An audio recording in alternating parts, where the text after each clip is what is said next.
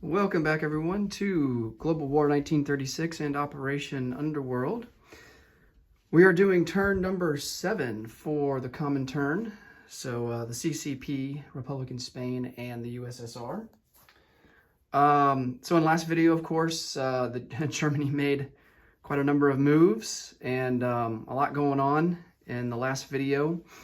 Paris fell. The Netherlands fell, Denmark fell, Belgium fell, and so did France. And then the Germans also annexed Hungary. So Europe is now ablaze at war, most of it anyway. And we're still trying to just build up forces and assets in our home country here, preparing for the inevitable war against Germany down the line. So let's start off with the CCP. Actually, let me backtrack. There was one slight correction. I mean, it's very minor. So the Dutch still had some ships there in the English Channel, a torpedo boat destroyer and a coastal defense ship. And I just, off camera, I swapped them out with British sculpts. So those ships are now British. And that reminds me, this submarine also becomes British. So let me swap that out real quick here.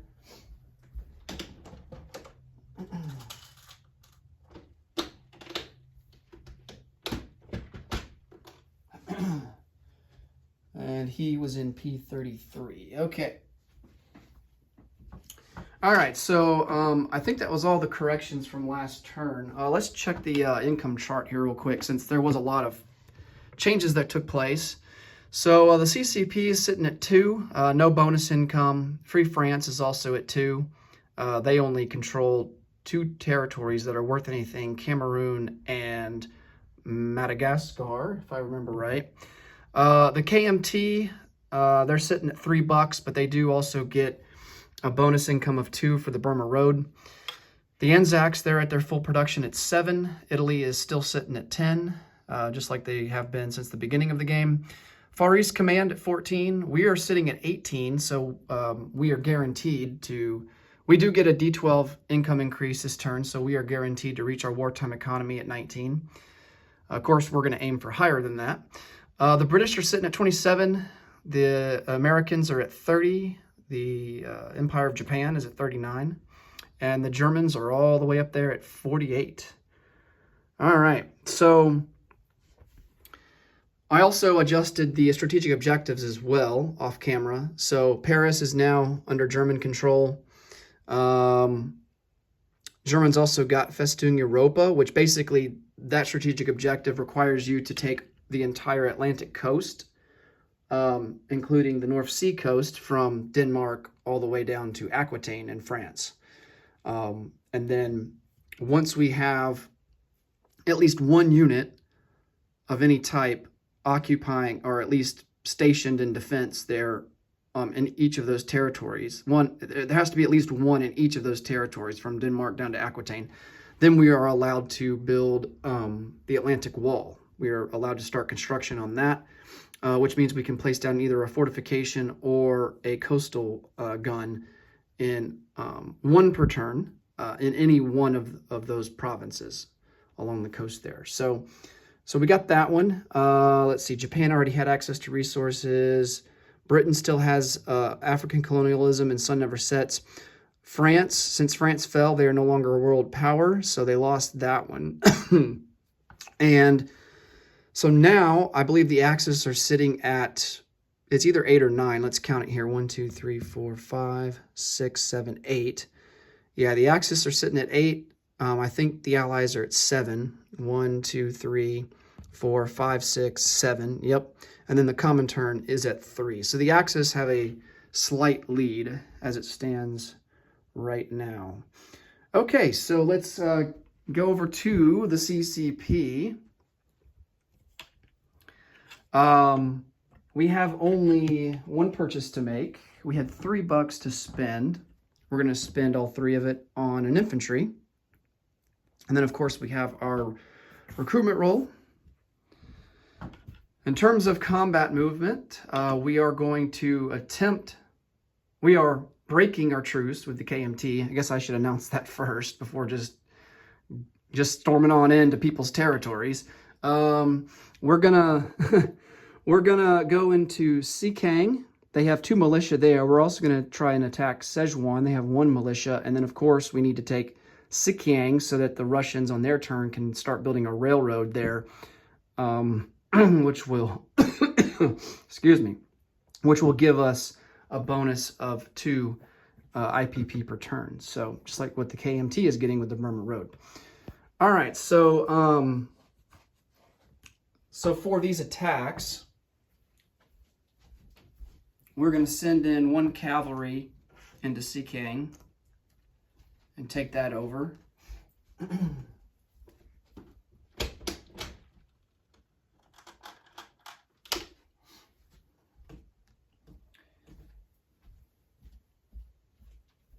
Go ahead and get a rounder out for that.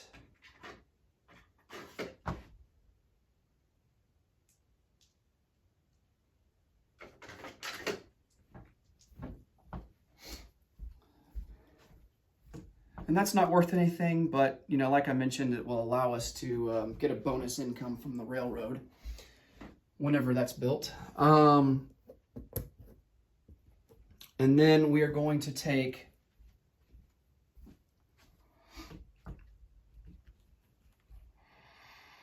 let's see, how do we want to do this? 2 cavalry into Sikang.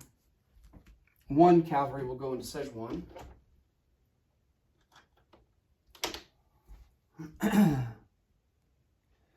And then we're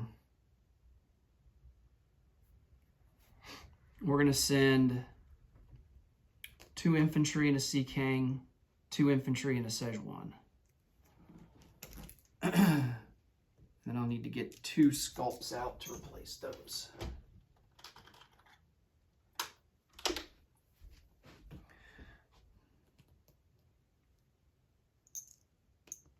Okay, I think we're going to leave our mountain back for defense.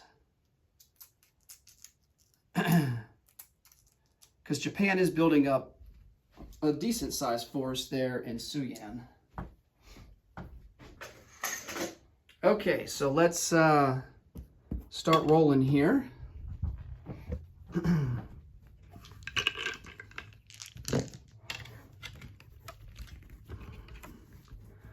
We will resolve Szechuan first. And this could take a couple of rounds here since these units don't have a high attack value. So we have 2 infantry at a 1 because we are attacking into mountains, and they miss. And then the cavalry is at a 2, and then he defends at a 2. With his 1 militia, he gets a hit. Oh, okay. Well, there goes infantry off the board. See, this is the exact reason why I was trying to play it conservative earlier and like just not wanting to attack, because now I'm just throwing units away.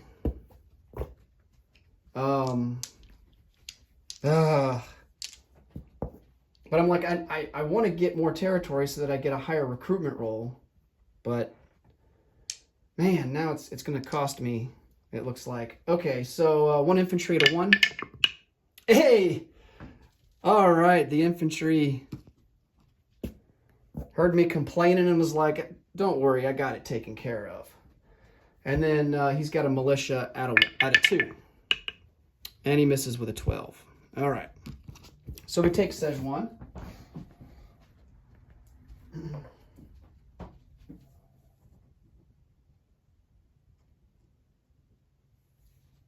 And now let's roll for Sikang. So we have 2. It's the same situation. We're attacking in the mountains. So we have 2 infantry to 1. All right. That's what I'm talking about. And then we've got 2 cavalry at a 2. And those are all misses. He has it as the defense. 2 with a 2. And those are both misses. All right, so he will lose a militia.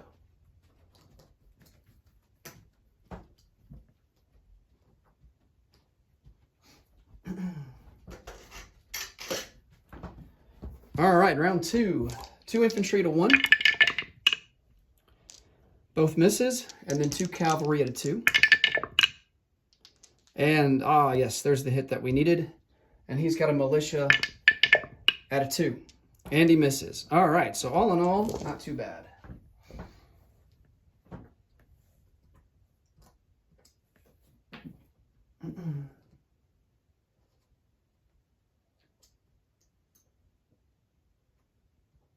All right, so we take both of those territories.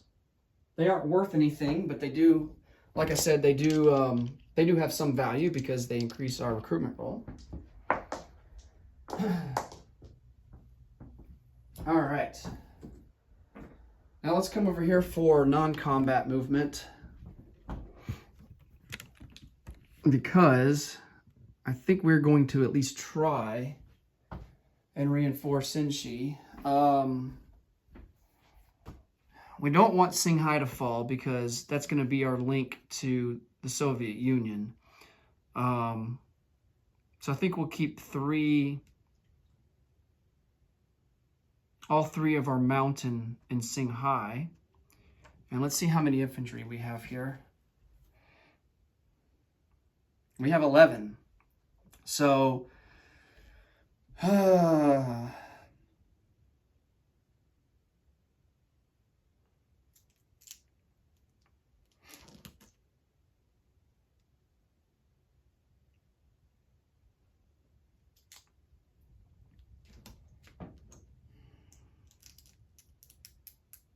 let's see, how do we want to do this?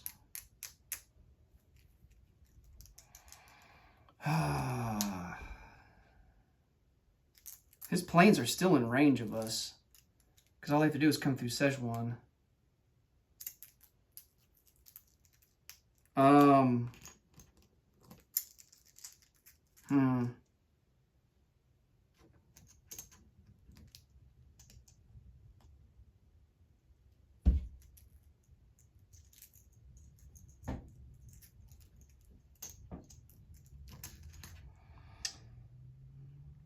Let's go 7 infantry in Sinshi.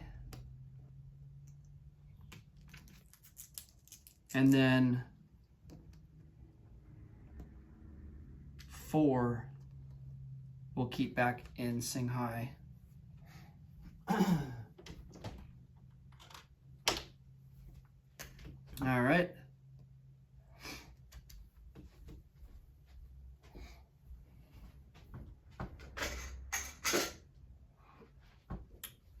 And let's come over here and do our recruitment roll, which I believe is now up to a 6. Yeah, we're up to a 6 now. We just doubled it. So we got a 50-50 shot here of hitting it. And we do hit it with a 3. Nice. Oh, we would have hit it without the extra territory. Okay, so we're going to add an infantry. Let's add him to Sinshi. And that will give us 8.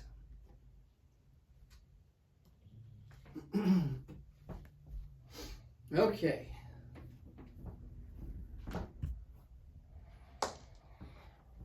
So the CCP, let's see, we have another infantry to place down.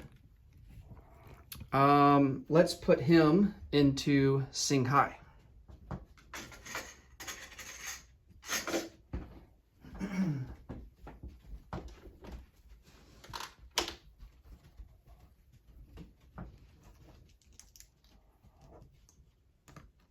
All right, so hopefully those 2 territories are defended well enough to deter any Japanese thoughts of aggression, at least for now.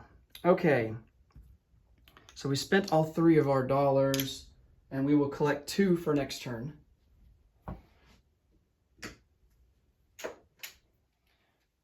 right, now let's move on to the Russians. Okay, so we've got our D12 die roll, our income increase. So we will roll that first.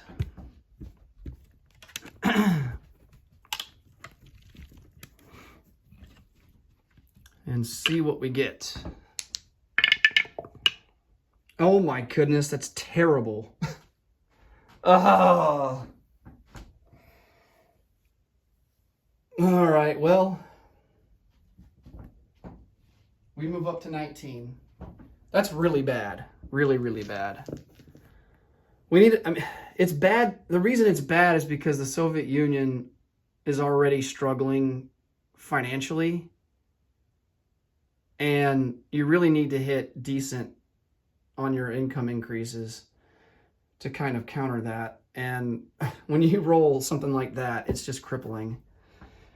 Okay. Dang it. All right. Let's go over our tech rolls. We do have 6 tech rolls. So we're going to go for advanced artillery, factories, jet fighters, long-range aircraft, improved logistics, and strat rockets. For our purchases, we're going to spend all but $2, and we are going to go for beginning construction at stage 2 of 2 fortifications for $5 each. One will go into Moscow, one into Stalingrad. This is the last turn that we can purchase cavalry, so we're going to buy 2 cavalry for $6, and they will go into Novosibirsk. We're going to start to reinforce there in the east a little bit, just to kind of, just in case if Japan decides to do something funny. And then we're going to start construction for $4 on a railroad. Now, ordinarily, a railroad only costs $2 to construct. If you recall back in the British turn, they got both of these railroads, 2 of them for $4. But that's because the terrain is your basic terrain. We're trying to build a railroad here in the mountains from Kazakhstan into Xinjiang. So when you build it in terrain like that, it costs more. So that's going to cost us $4. And then, like I said, we're going to save $2 for next turn. Okay, so let's, while we're over here, let's go ahead and do recruitment roll for Mongolia. And we missed there. I think we've only hit 1 time on that recruitment roll. And then for Republican Spain,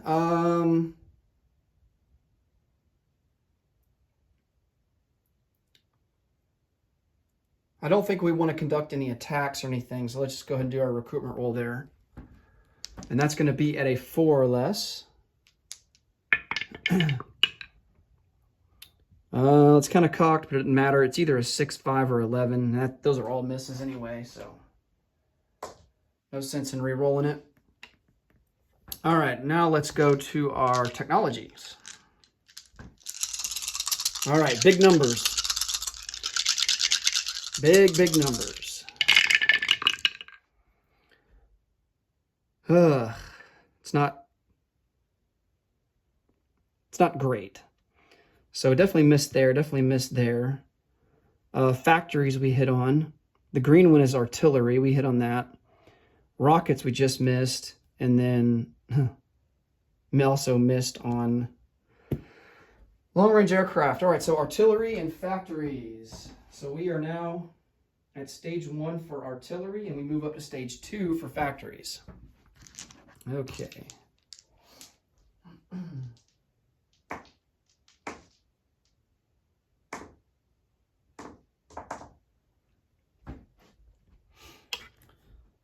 All right, well, actually, we do have some combat moves up here in Finland. Since we are at our wartime economy, we can advance further into Finland. So these 3 infantry and Kola will come over 1 into Lapland and take that for free. 4 infantry in Vapuri province will come over 1 into southern Finland, along with 3 artillery. Now, we don't collect any income from these guys yet. even though both of them are worth 1 apiece. We have to reach an income level of 46. And the way that we've been rolling, if we keep rolling ones, we'll never reach 46. Oh, man. All right.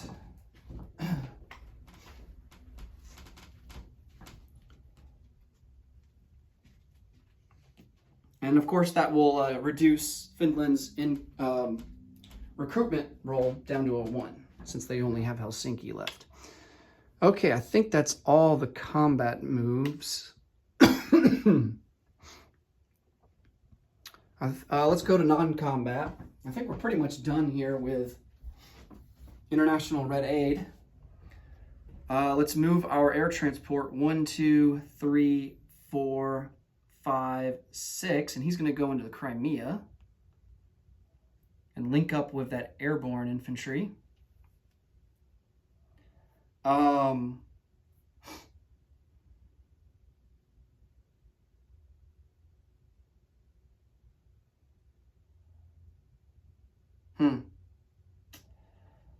was thinking about putting it off, but now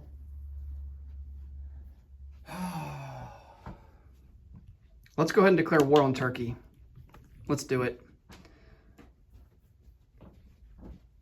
Let's go ahead. So we are going to move 5 infantry, 3 cavalry into eastern Anatolia against their 1 militia.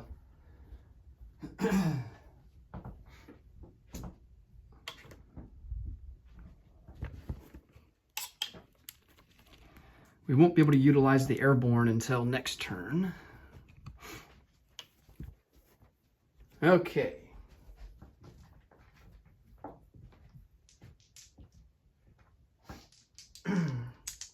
So we are attacking in the mountains, so it's going to be 5 infantry to 1. A lot of low rolls, but no ones. And then we've got 4 cavalry. Yeah, 4 cavalry at a 2. Hey, and there's our hit. Nice. And then he gets 1 militia at a 2. And he misses with a 4. Okay, so we take eastern Anatolia.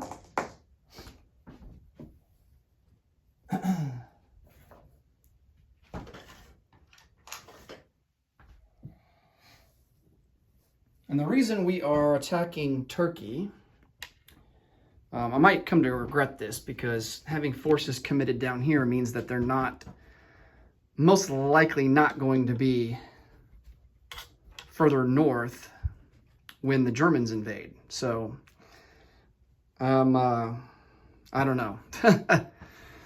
But if we take Istanbul, and we'll take all of Turkey, then we will get the strategic objective of access to the Mediterranean. And I think the Russians need to be aggressive when it comes to trying to get strategic objectives, because I mean, we're already so far behind the 8 ball. We only have 3, you know, and the Axis, I think, have 8. The Allies have 7. So we got a lot of work to do. So let's see if there's anything else. I don't think there is. So yeah, let's just go on to non-combat.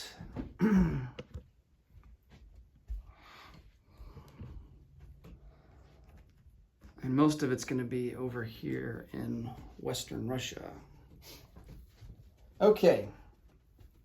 We're not going to keep our forces in Poland. We are going to pull them back. This infantry in Bessarabia will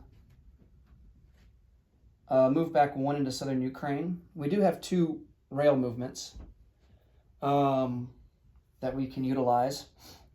And we are going to, although we can't use them, yeah, because they're crossing from the European theater into the Russian theater. So you can't, without improved logistics, you can't cross theaters using rail movements like that. So From Lithuania, 1 light tank will come back 2 into southern Belarusia.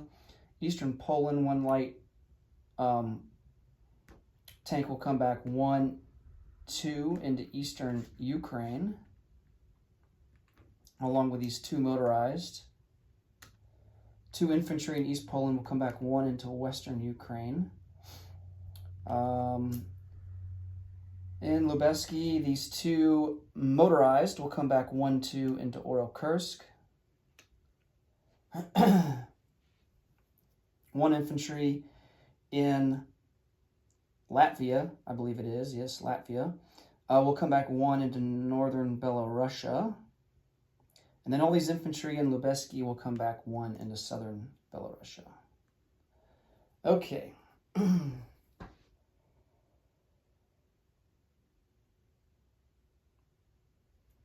We also have a coastal submarine over here. I was thinking about just leaving them there. In case if we go to war with the Italians, we can raid that Tripoli to Napoli line, convoy line. So yeah, I think he's fine where he's at. We don't really have a use for him up here. We've already got 4 fleet subs, so... Okay. I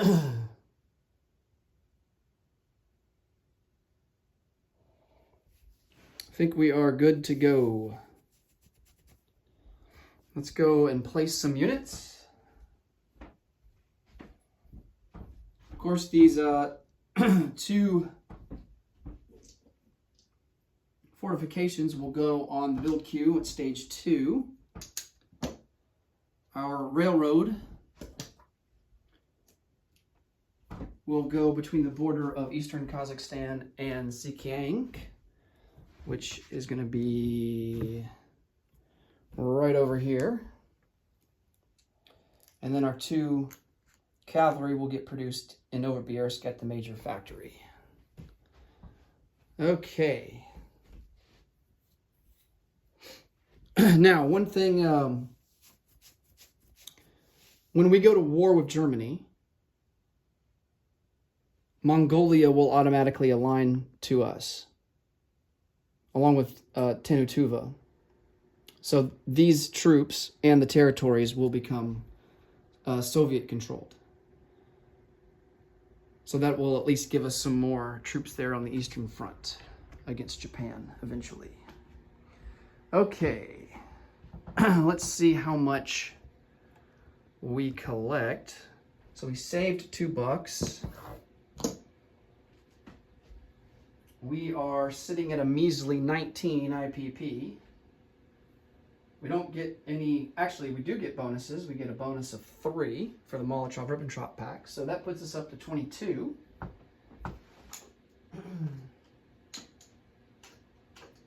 And since we saved $2, we are going to be at 24 for next turn. All right, that will do it for the common turn. Thanks so much for watching. Next up will be Japan. And until then, take it easy. Bye for now.